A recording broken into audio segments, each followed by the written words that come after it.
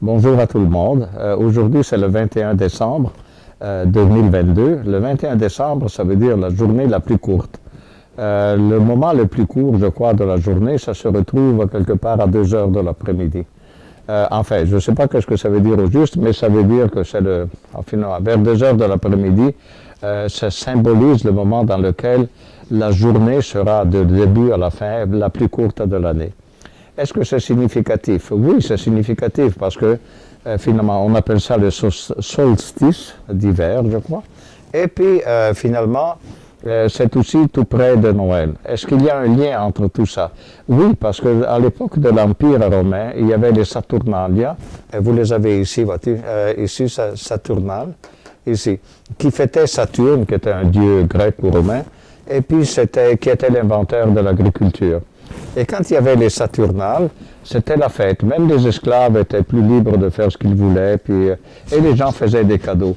Donc finalement, c'est Noël, enfin, avec les Saturnales, ça s'approche en quelque sorte. Mais l'idée, c'est que finalement, ces Saturnales anticipaient en quelque sorte à quelque chose qui s'est établi plus tard. Quand il s'est établi, la fête de Noël, regardez, le premier Noël a été établi en 336 après Jésus-Christ. Donc, 336 par rapport à aujourd'hui, dans lequel on est en 2022, ça fait pas mal loin.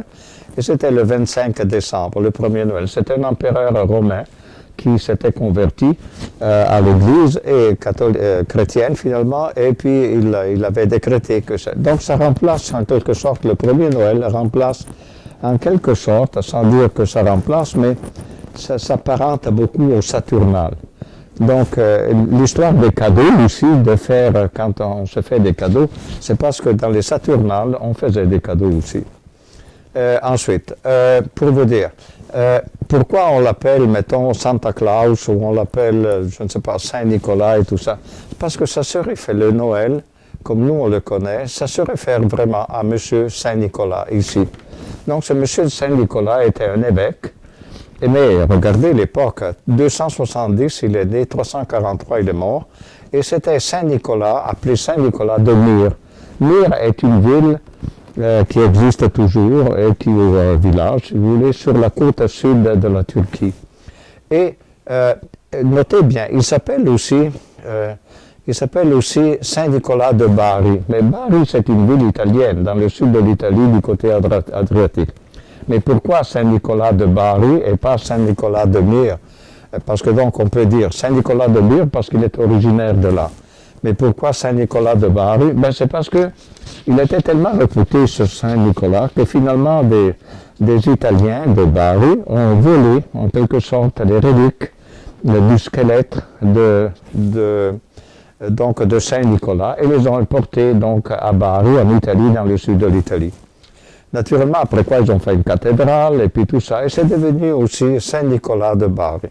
En même temps, comme ils n'avaient pas tout pris, tous les restants de Saint-Nicolas, finalement, les Vénitiens, un peu plus tard, ils arrivent. Et aussi, ils ramassent, ils prennent finalement, ils recueillent tous les restants du corps, finalement, du squelette de M. Saint-Nicolas et le portent à Venise. Donc, à Venise, il y a aussi une grande église dédiée à Saint-Nicolas. Finalement, qu'est-ce qu'ils font les gens qui possèdent les restants de Saint-Nicolas? Eh bien, ils en font des cadeaux au prince, des cadeaux, ça devient politique cette affaire-là. Donc, vous avez des restants apparemment de Saint-Nicolas, donc des doigts, des dents, des choses comme ça, qui se trouvent même en Irlande, ils se retrouvent un peu partout en Europe et tout ça. Donc, l'idée de Saint-Nicolas, ça s'est diffusé beaucoup à travers finalement l'éparpillement, si vous voulez, de ses membres à lui, pas des membres, mais de ses parties osseuses, finalement, qui étaient du squelette. Mais pourquoi Saint-Nicolas était si réputé? Parce qu'on dit que dans sa vie, il faisait des miracles. Et par exemple, les plus cités de ces miracles sont, par exemple, à un certain moment, les 3 enfants. Écoutez, c'est un peu cruel de dire ça, mais quand même, à l'époque, on pouvait dire ça plus facilement qu'aujourd'hui. C'est-à-dire, il y a une grande famine, et comme il y a une grande famine à l'époque de Saint-Nicolas, finalement, il y a un boucher méchant qui ramasse, il convainc 3 enfants à rentrer chez lui, il les tue, et puis il les démembre et il en fait des jambons, quelque chose de comme ça.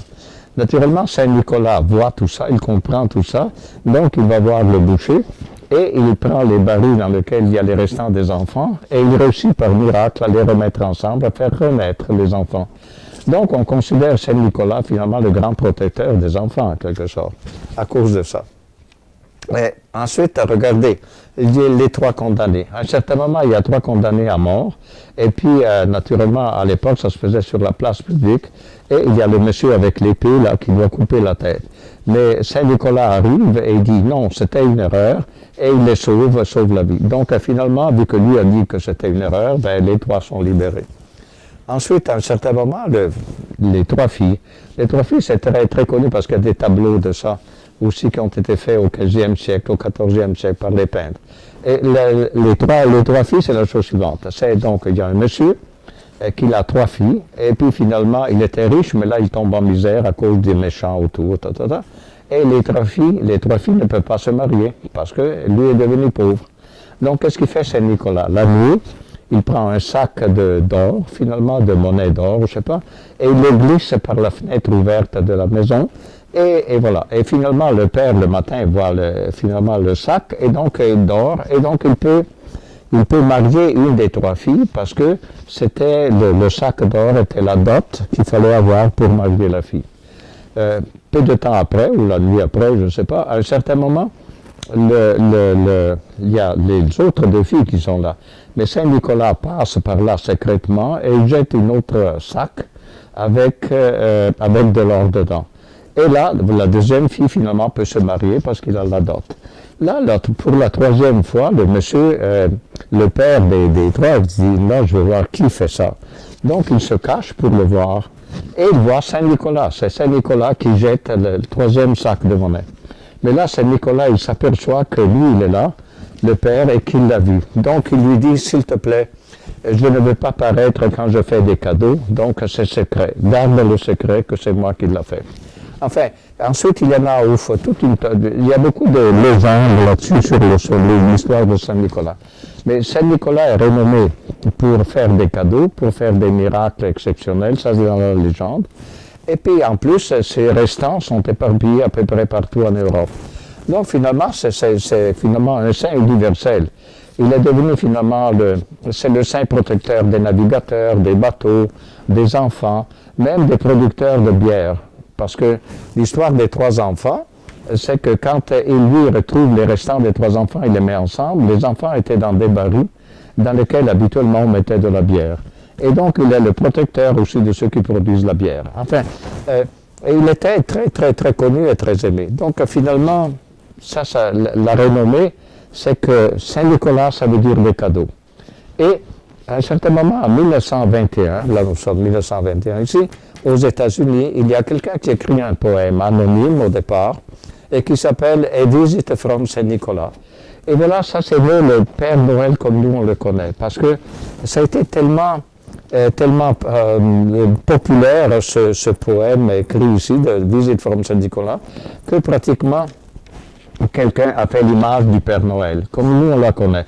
C'est-à-dire, c'est un monsieur d'un âge qui semble avancé, ensuite avec un chapeau rouge, avec de la fourrure blanche autour, avec un veston rouge, avec une grosse ceinture, et toujours de la fourrure blanche autour et tout ça. Ça, c'est l'image de Saint-Nicolas nord-américaine, finalement, qu'on a. Mais finalement, le Saint-Nicolas était partout. Est-ce que, je dois vous dire, en Europe, c'était partout Saint-Nicolas? Je dois vous dire que non. Moi, je viens d'un pays ultra-catholique et moi, enfant, par exemple, je me souviens quand j'avais, 10 ans, je crois, à un certain moment, j'attendais le moment des cadeaux. Et donc, j'étais le premier à se réveiller le matin pour aller voir si les cadeaux étaient arrivés. Et à l'époque, il fallait mettre, vous savez, mettons un verre de lait, par exemple, ou un petit plat avec des biscuits, pour dire merci à Saint-Nicolas qui faisait tout ce travail de jeter les cadeaux à travers la cheminée, et puis de la maison. Et puis finalement, donc il fallait lui donner un merci finalement pour tout ça avec le lait et les biscuits. Et ma grande surprise, c'est qu'à un certain moment, je me lève le matin à 6 heures et le cadeau pour moi était arrivé. Et je me souviens, à l'âge de 10 ans, pour moi, ça a été une grande révélation. Et c'était une petite encyclopédie. Et c'était marqué sur l'encyclopédie que la joie du savoir soit toujours avec toi dans toute ta vie. Et ça, j'ai trouvé ça très beau. C'est une sorte de mission, en quelque sorte, aussi que je me suis donné. C'est d'être le plus possible en tant que possible, enfin, en tant que, d'être utile aux gens en étant cultivé et en apprenant les choses. Et voilà. Bon, mais tout ça pour vous dire rien d'autre là-dessus, sauf vous dire, oui, il y a une chose. Regardez, Saint-Nicolas est de Myre, mais notez bien, il y a eu une guerre entre la Grèce et la Turquie en 1919-1922.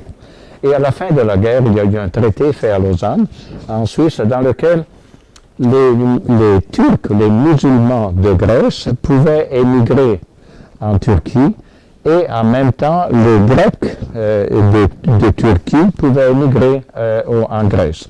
Donc c'était un switch, si vous voulez, de population. Imaginez, ça fait, je crois, 1 ou 2 millions de personnes qui se sont déplacées de cette façon. Donc, si ça vous intéresse aussi de voir cet aspect culturel, voir donc la guerre Grèce-Turque 1919-1922. Ce sont des choses dont on ne parle pas vraiment, mais qui ont existé évidemment. Après quoi, une fois dit tout ça, joyeuses fêtes et puis bonne année.